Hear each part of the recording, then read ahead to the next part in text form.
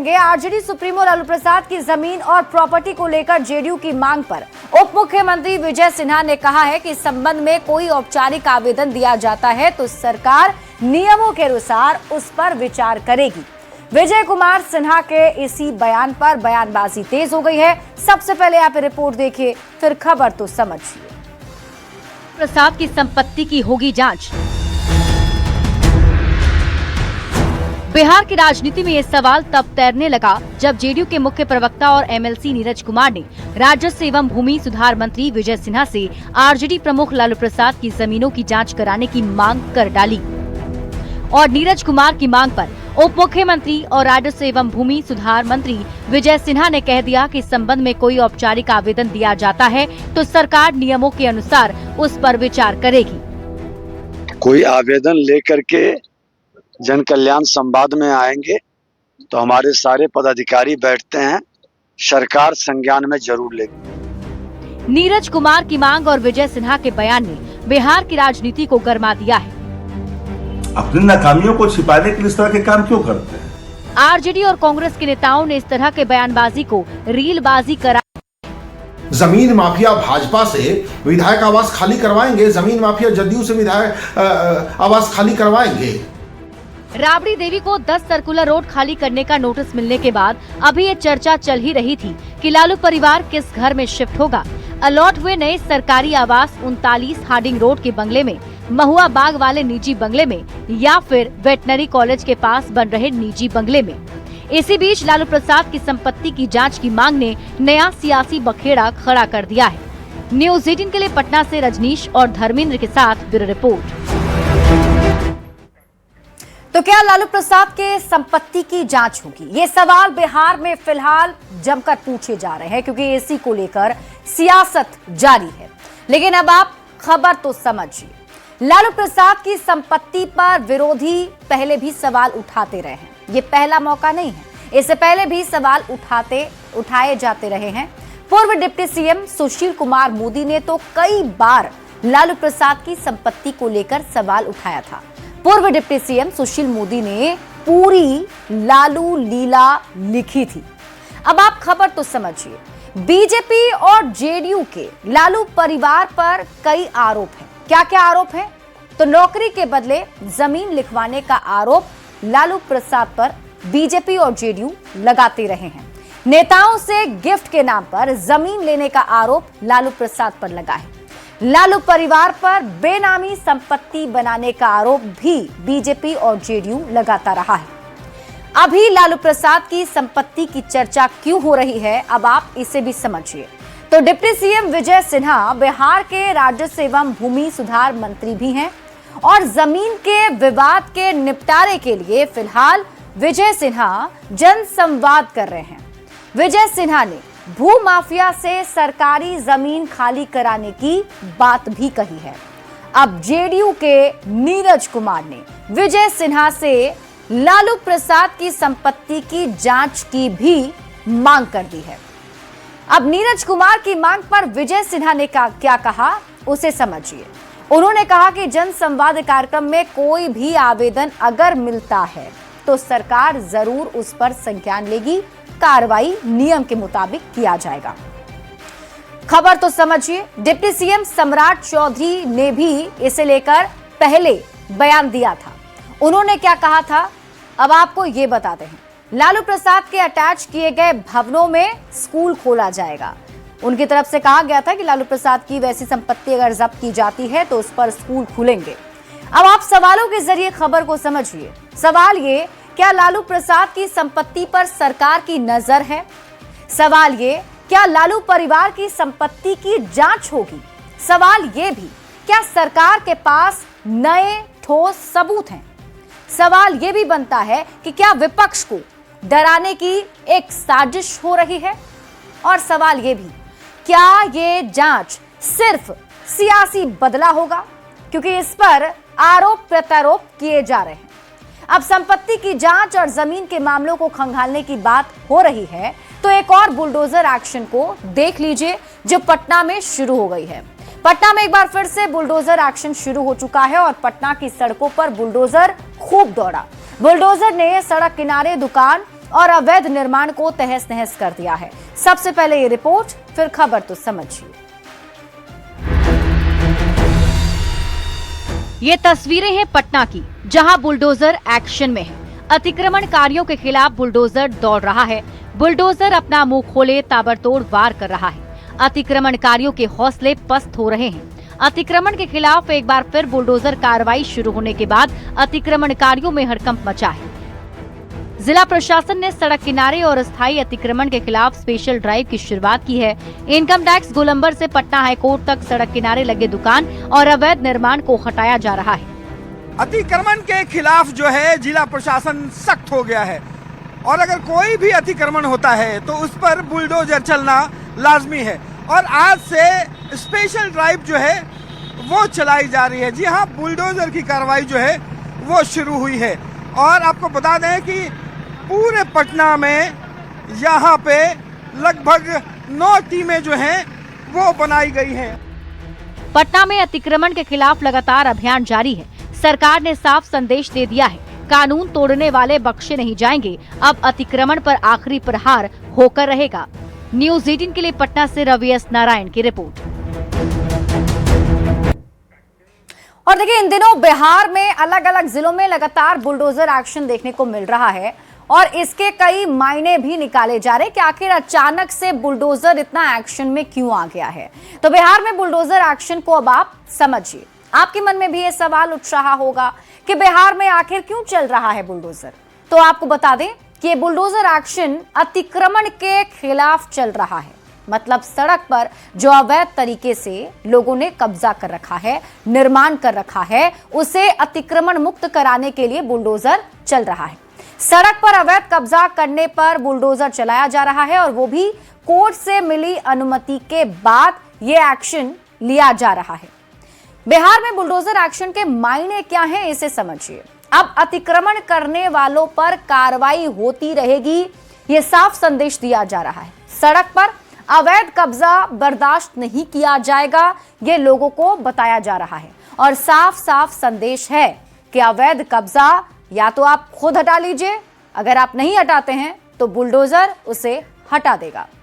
बढ़ते आग में बने रहने वाले और उत्तराखंड की कैबिनेट मंत्री रेखा आर्य के पति गिरधारी लाल साहू ने एक बार फिर से विवादास्पद बयान दिया है। गिरधारी लाल साहू ने कहा कि बिहार में 20-25 हजार में लड़कियां मिल जाती हैं। हालांकि मंत्री के पति ने मामले के तूल पकड़ने पर यू टर्न लेते हुए सफाई दे दी। लेकिन सवाल यही, ये कैसी सोच है? ये रिपोर्ट देखिए, फिर खबर तो समझिए। बेटा शादी बुढ़ापे में करोगे? हम लोग 3-4 बच्चे हो जाते हैं। लड़की हम तुम्हें करवा दें, बिहार से ले आएंगे। बिहार में 20-25 हजार रुपए मिल जाती है। हाँ, चलिए तुम मेरे साथ, हम तुम्हारी शादी कराएंगे। सुना आपने, ये है उत्तराखंड की कैबिनेट मंत्री रेखा आर्य के पति गिरधारी लाल साहू। इनके बयान से इनकी सोच का पता भी चल ही जाएगा। अक्सर विवादों में रहने वाले साहू ने उत्तराखंड के अल्मोड़ा के दौला घाट में ये विवादित बयान दिया है और वहां से करीब 1000 किलोमीटर दूर बिहार की राजधानी पटना का राजनीतिक पारा चढ़ गया है। ये माफी मांगना चाहिए, उनके ऊपर कार्रवाई होनी चाहिए। पक्ष हो या विपक्ष, सबने गिरधारी लाल साहू के बयान को शर्मनाक और मानसिक दिवालियापन का उदाहरण बताया। इसकी जितनी भत्सना की जाए, निंदा की जाए, वो कम है। तो ये संस्कारहीन लोग हैं, महिलाओं के बारे में कुछ भी बोल सकते हैं। यहाँ तक कि बिहार की महिलाओं पर दिए गए बयान पर बीजेपी ने भी कड़ा ऐतराज जताया है। बिहार बीजेपी की ओर से कहा गया कि ऐसे किसी भी व्यक्ति पर कार्रवाई की जाएगी जो महिलाओं का अपमान करेगा। महिलाओं को कीमत में तौलने वाली सोच बीमार मानसिकता की उपज है। दरअसल 2027 में होने वाले चुनाव को लेकर पत्नी रेखा आर्या के लिए प्रचार में जुटे गिरधारी लाल साहू ने उत्तराखंड के अल्मोड़ा के दौला घाट में विवादित बयान दिया है। साहू ने बीजेपी के एक सभा में युवक को संबोधित करते हुए कहा कि शादी नहीं हो रही है तो बिहार से करवा देते हैं। बिहार में 20-25 हजार में लड़कियां मिल जाती है। हालांकि जैसे ही मामले ने तूल पकड़ा, गिरधारी लाल साहू ने तुरंत महिलाओं को देवी कहते हुए सफाई दे डाली। विरोधी पार्टियों को कोई काम है नहीं, मेरे संबोधन को तोड़ मरोड़ के वो कोई लाभ लेना चाहते हैं जो जनता उन्हें लाभ नहीं देगी। बिहार महिला आयोग की ओर से उत्तराखंड सरकार की मंत्री के पति से जवाब मांगा जा रहा है। क्या जवाब देते हैं ये समय बताएगा। फिलहाल अपने बयान से किरकिरी कराने के बाद गिरधारी लाल साहू ने माफी मांग ली है और वायरल हुए वीडियो का ठीकरा कांग्रेस के सिर फोड़ रहे हैं। लेकिन सवाल है कि आखिर ये कैसी सोच है। न्यूज़ 18 के लिए पटना से रवि एस नारायण और शैलेंद्र कुमार के साथ ब्यूरो रिपोर्ट। देखिए, इस बयान के बाद से बिहार में बवाल मचा हुआ है और एक एक करके आरोप प्रत्यारोप शुरू हो चुके हैं। लेकिन अब आप खबर तो समझिए कि उत्तराखंड में बयान, बिहार में बवाल क्यों।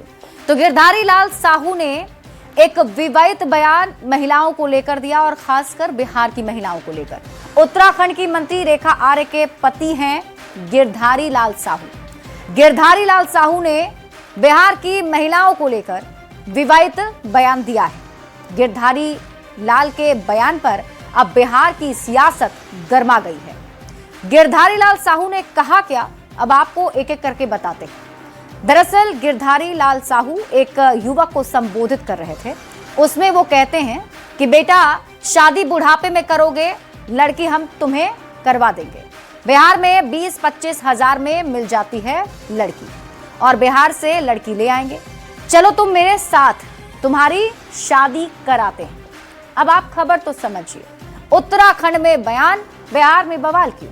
तो गिरधारी लाल साहू के बयान की आलोचना जमकर की जा रही है। खुद बीजेपी के नेताओं ने गिरधारी के बयान की निंदा की है। बिहार बीजेपी के नेताओं ने कार्रवाई की मांग की। कांग्रेस ने बयान को सियासी मुद्दा बनाने की कोशिश की और किरकिरी होने पर गिरधारी लाल साहू ने माफी मांग ली। लेकिन अब आप सवालों के जरिए खबर को समझिए। महिला सशक्तिकरण मंत्री के पति की ऐसी कैसी सोच है। दूसरे राज्यों की महिलाओं पर यह कैसी टिप्पणी है। सवाल यह भी कि महिलाओं के बारे में ऐसी बात बोलने से क्या वोट मिलेंगे, क्योंकि वो प्रचार के दौरान ये बयान दे रहे थे। सवाल यह भी कि बयान देते समय नेता क्यों नहीं सोचते कि वो क्या बोल रहे हैं और उनके बोलने का मतलब क्या है। बढ़ेंगे आगे और बात अगली खबर की। बात क्रिकेट, सियासत और फिल्म तीनों से जुड़ी खबर की करते हैं। शाहरुख खान की IPL team Kolkata night Riders में बांग्लादेशी क्रिकेट खिलाड़ी को शामिल किए जाने को लेकर बवाल बढ़ता जा रहा है। बीजेपी नेता संगीत सोम ने एक बार फिर शाहरुख खान को गद्दार बताया, जिस पर सियासी बयानबाजी तेज हो गई। ये रिपोर्ट देखिए, फिर खबर तो समझिए। चरित्र ही नहीं उसका, निरंतर उसके रुख देशद्रोही रहे हैं।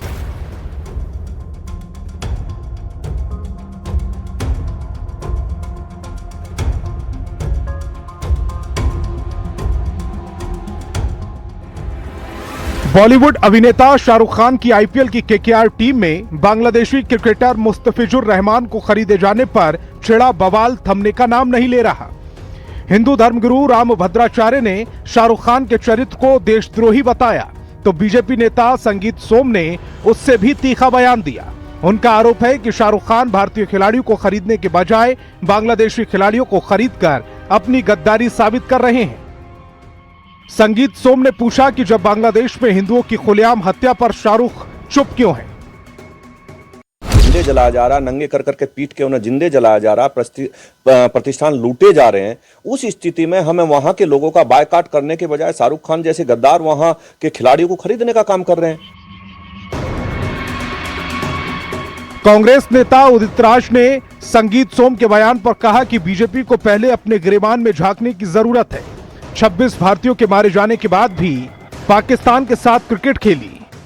26 भारतीयों को मार दिया गया, यानी पहलगाम में उनको शहीद कर दिया गया, और उसके बाद में तमाम प्रोटेस्ट के बावजूद में भी पाकिस्तान से भारत का क्रिकेट मैच हुआ। वो क्या था? संगीत सोम ने एक बार फिर कहा है कि बांग्लादेशी क्रिकेटर मुस्तफिजुर को एयरपोर्ट से बाहर नहीं आने देंगे। मतलब ये कि शाहरुख खान की IPL team Kolkata night Riders में बांग्लादेशी क्रिकेट खिलाड़ी को शामिल किए जाने को लेकर शुरू हुआ विवाद आगे बढ़ते बढ़ते संगीत सोम के बयान तक पहुंच गया है और अब इस मुद्दे पर सियासी घमासान छिड़ गया है। Bureau report, news 18। तो शाहरुख खान वर्सेस संगीत सोम विवाद अब लगातार तूल पकड़ता जा रहा है। ये पूरा विवाद क्या है, एक एक करके हम आपको समझाते हैं। देखिए, संगीत सोम विवाद को अब आप समझिए। Shahrukh Khan cricket team KKR के मालिक हैं और आईपीएल के लिए टीमों ने खिलाड़ियों का ऑक्शन किया। शाहरुख खान की टीम ने बांग्लादेशी खिलाड़ी मुस्तफिजुर रहमान को खरीदा है। 9.5 करोड़ रुपए में मुस्तफिजुर रहमान को केकेआर ने खरीदा है। बांग्लादेशी खिलाड़ी की टीम में लेने पर साधु संतों ने शाहरुख खान का विरोध किया। बीजेपी नेता संगीत सोम ने शाहरुख खान पर निशाना साधा। किस किस हिंदू धर्म गुरु ने शाहरुख खान पर निशाना साधा है, अब आपको ये बताते हैं। तो रामभद्राचार्य ठाकुर देवकी नंदन ने उन पर निशाना साधा।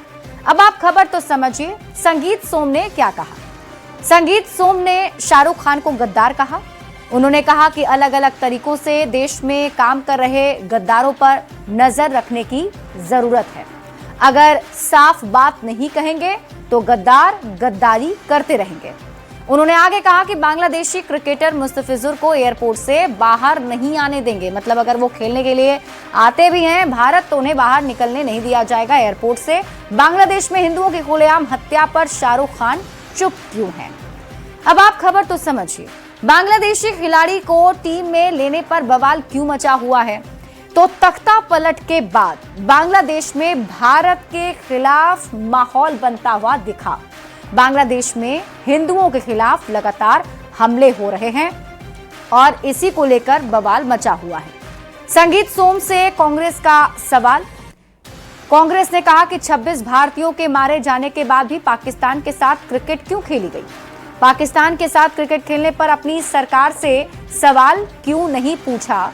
ये सवाल कांग्रेस ने संगीत सोम से किए हैं, क्योंकि संगीत सोम जो है वो बांग्लादेश को लेकर के बयान दे रहे हैं और शाहरुख खान के खिलाफ निशाना साधते हुए ये कह रहे हैं कि शाहरुख खान गद्दार है। हालांकि देखना होगा कि